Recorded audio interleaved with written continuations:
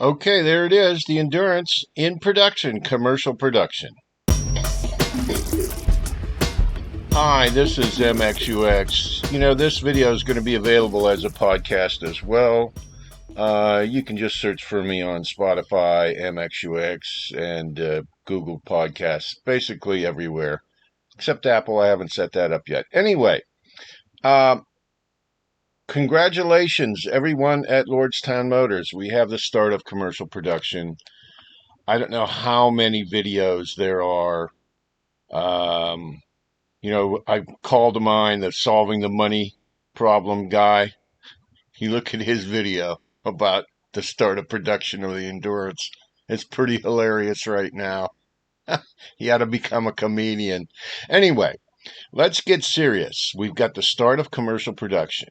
This is very important for a lot of reasons. Let me start with number one, which is the thumbnail.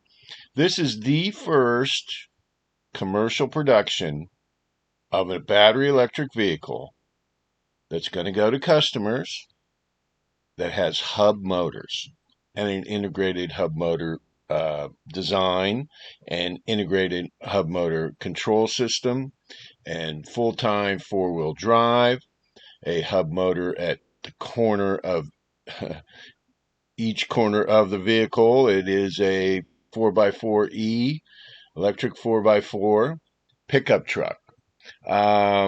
This is a very big deal. This is bleeding edge technology. I often say that had this been available when Elon Musk was building his empire, he certainly would have used hub motors because there are many advantages to hub motors. There are performance advantages. I've stated these very clearly in my last video. Millisecond control, torque vectoring, traction control, electronic stability control at the wheel, where the wheel touches the ground, instantaneous. So this is something that has never existed before, even in Formula One cars. So this is a whole new way of propelling a vehicle, certainly an electric vehicle. And the driving experience is going to be totally different in this vehicle, especially when you're trying to do collision avoidance or a moose test, or if you're traveling on a winding road. Torque vectoring is something that Formula One cars have been using for a while. So just think of a Formula One car. This has the same torque vectoring, even better torque vectoring than a Formula One car because it's instantaneous at the road. I want to just touch on one other thing. Since we have the start of commercial production, I think the other side of this story that I think a lot of people are missing is the production advantages of using a hub motor propulsion system on a battery electric vehicle.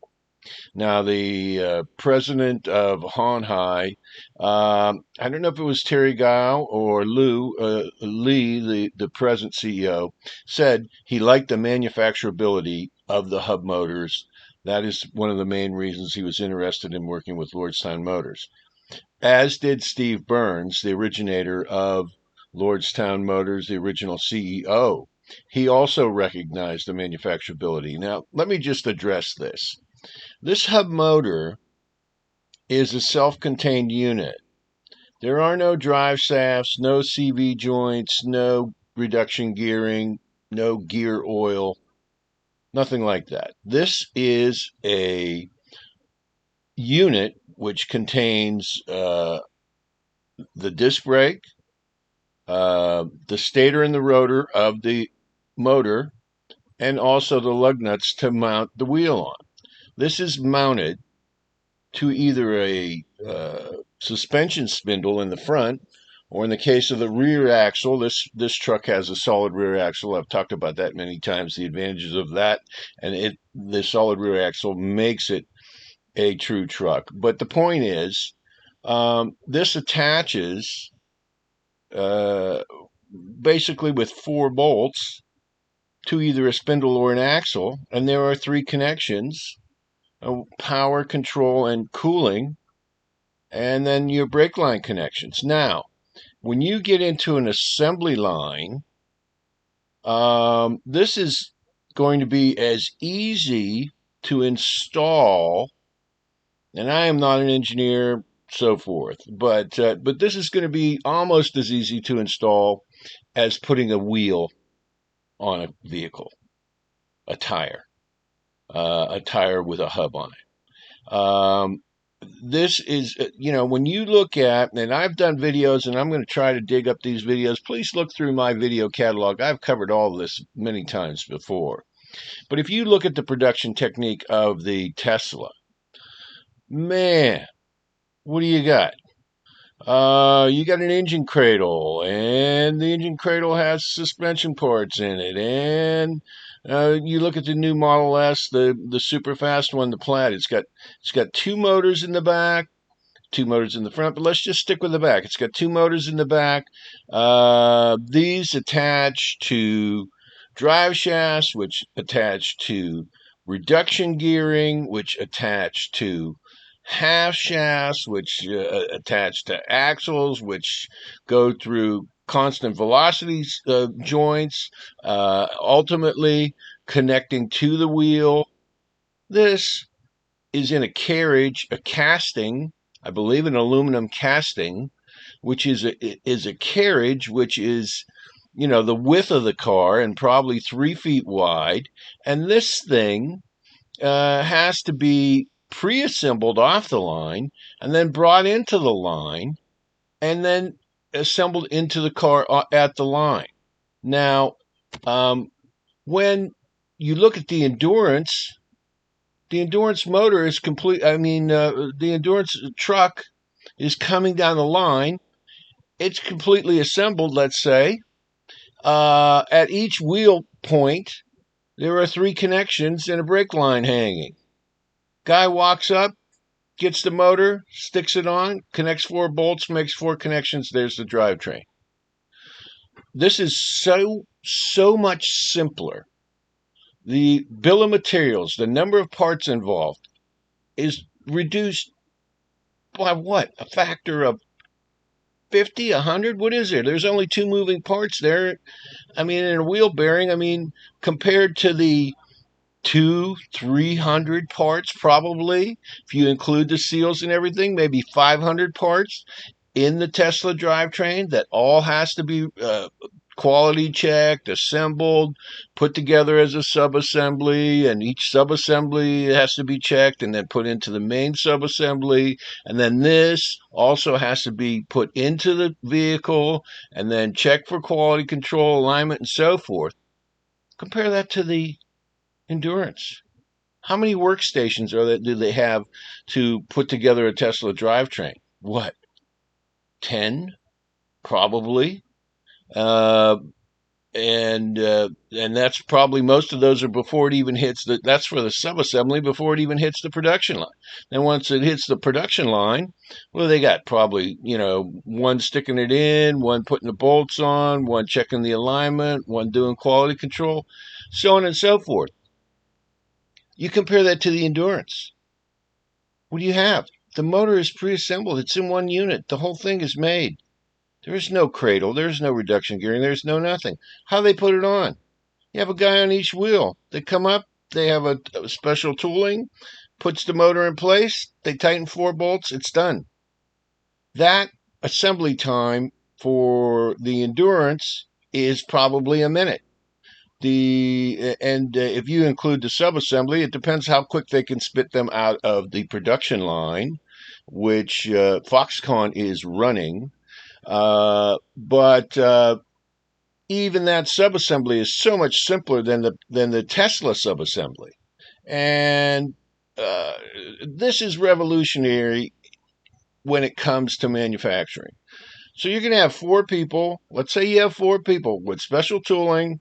They're going to put this truck is going to come down the line. It's going to be all assembled. Probably going to be one of the last things to go on the truck of the motors. Going to go on special tooling. You're going to have 4 guys. It's going to be an automated tool to tighten it. Boom, boom, boom. make 3 connections, connect the brake line. That's it. What's the assembly time going to be? What, 3 minutes? As opposed to who knows how long it takes to put a Tesla motor assembly in. And they got to double that down. They got to put one in the front, one in the rear when they have all-wheel drive. So the point I'm trying to make here is the hub motor is revolutionary, number one, because of the handling characteristics. This gives a normal everyday driver F1 torque vectoring and traction control, stability control. This has never been available except on the most expensive supercars. That's number one. Number two, from a manufacturing standpoint, it reduces the bill of materials for the vehicle. The bill of materials is the list of all the parts on the vehicle by what? 500 parts probably? The drive shafts, CV joints, all this reduction gearing, these castings, these cradles, all this stuff, gone. That is a cost reduction. Going from 500 parts to the hub motor has, wheel bearing, a disc brake assembly, and the stator and rotor, let's say 4 parts. Okay? That is a cure for supply lines. That is a lowering in the cost. Now, initially, the hub motor is going to cost either equivalent or slightly more than a normal motor. But you have to take into account when you calculate this that they are just looking at the motor itself. When you calculate into that the reduced assembly time and the savings you save on that, and the reduced workstations and the reduced labor and the reduced robots and everything else you need to do all these sub-assemblies, for example, that Tesla uses, this thing is going to drive, I believe, 30% revenue on each truck that's built. It's going to simplify the manufacturing process that much. And I do believe that they can get 30% margins, which it took Tesla 12 years to get. I think they're going to be getting those margins relatively quickly. Once this hub motor line is up and running, by the way, Foxconn is running it. Foxconn is expert at manufacturing electronics. If anybody can get this hub motor line running optimally, it is Foxconn. So once they get that thing running, the cost is going to drop on these hub motors as well. The per unit cost, mass production. If you put all these factors together, the margins on the Endurance, I am saying now 30%, but could they exceed 30%? Because the rest of the truck is a truck. Even the suspension is simplified with the solid rear axle. You look at the complexity of the Ford Lightning suspension or the Cybertruck, which had to include, by the way, 4-wheel steering. I am convinced the Cybertruck was modified to include 4-wheel steering. Why? Because it could not pass the Moose test. The Moose test is, you can look it up. I've done videos on it. It's a safety test to avoid an obstacle in the road. And you're supposed to be able to do it with the car maintaining control without putting the brakes on. But anyway, this truck will definitely pass the Moose test. The Cybertruck, I'm telling you, that's why they put the 4-wheel steering on. They couldn't get it to pass the Moose test. I'm convinced of that.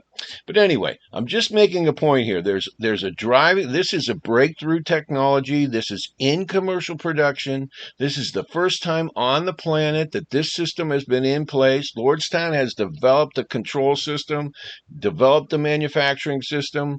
They are manufacturing the motor. They're also doing the assembly through Foxconn.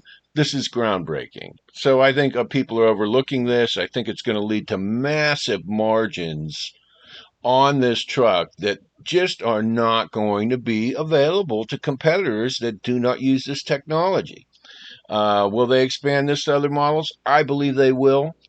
Certainly the Lordstown brand. But if they don't, the pickup truck is the number one vehicle selling in America right now. And I just want to talk about fleet sales. Now, this has always been a fleet first company, even under Burns, the original CEO. The plan was always to cut their teeth, as Burns would say, on the fleets and then move to the regular consumer market. Now, this version 2 of Lordstown Motors may move to that consumer market as a white label pickup truck, sold under another brand. Fine. It doesn't matter. Selling vehicles is selling vehicles, right? The point is, there's a pickup truck market that's the biggest in the world in the United States. The Ford F-150 Lightning, the Ford F-150 is the biggest selling vehicle in the country. The Lightning wants to be the biggest, one of the biggest. They cannot iron out their production and sales problems. This Endurance is going to be poised to take that market share. Now, I want to talk about the fleet market, which is where they are launching this too. And I'm just going to briefly at the end touch on a couple other things, but let me just get through this. The fleet market is dying for new vehicles. They are at the point where they have reached end of life on most of their fleets.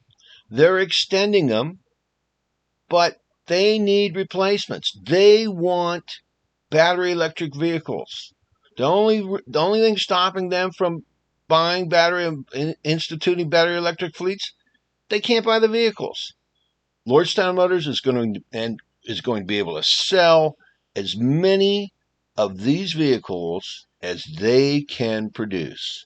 I do believe they're going to make a really big impact on the fleet market with these vehicles. And again, the motors can be changed out. The batteries can be changed out. Maintenance is so much less. There are so many advantages to using this truck. And there may be some questions. Well, this is a new manufacturer, Well, we've got Foxconn as the contract manufacturer here. Let me tell you, if anybody knows how to build electronics and electronic components, it's Foxconn. And I want to say, everybody says, well, the new car, the Tesla, is a PC on wheels. No, it's not. It's actually a phone on wheels. Think about it. It's 5G connected. It's actually a phone on wheels. It's not a PC on wheels. It's a phone on wheels. And that's what the Endurance is. And not only that, it's a very attractive truck as well. Now, just let me close out here by saying Foxconn is manufacturing this. It's going to have the highest quality. I'm going to do a video on the heavy integration between Lordstown Motors staff and Foxconn staff. Lordstown Motors is playing a very big role in Foxconn's pivot to battery electric vehicles. Believe me, if you want to get in on this effort and you want to own a U.S. listed stock, Lordstown Motors Ride is the way to do it. Now, let me just address a couple technicalities. Now, they've been saying, oh, we need funding. I believe the funding will come as soon as these trucks are delivered. Not a problem. They're also talking about, well, they're only producing, so 2 trucks have rolled off the line. Listen, this is totally normal for a launch, okay? You launch, Tesla did this. Everybody does this the same. You launch in single digits, then you move to hundreds, and then so on and so forth. This truck is going to go into full commercial production in March of next year. And Hightower has stated that clearly in the conference call. And again, this ramp up of single digit units is totally normal. And I'm just going to add that I think people should be getting excited about this. I'm not a financial advisor. I think this is a great entry point for this stock, and there are many more. As you can see from my previous video, they've already got 2 more vehicles in the work for Lordstown Motors, the Lordstown Motors brand. Also, Lordstown Motors is going to be engineering the Fisker pair, making fees off of that. The revenue is going to flow to this company very, very shortly. And although we do have revenue now, that was sales-based revenue, but the risk is falling rapidly with this particular company. This startup production is massive. Not only is it BEV, the first of its kind. All right, guys. Well, I hope you like this. This is going to be available as a podcast as well. Congratulations to everybody at Lordstown Motors.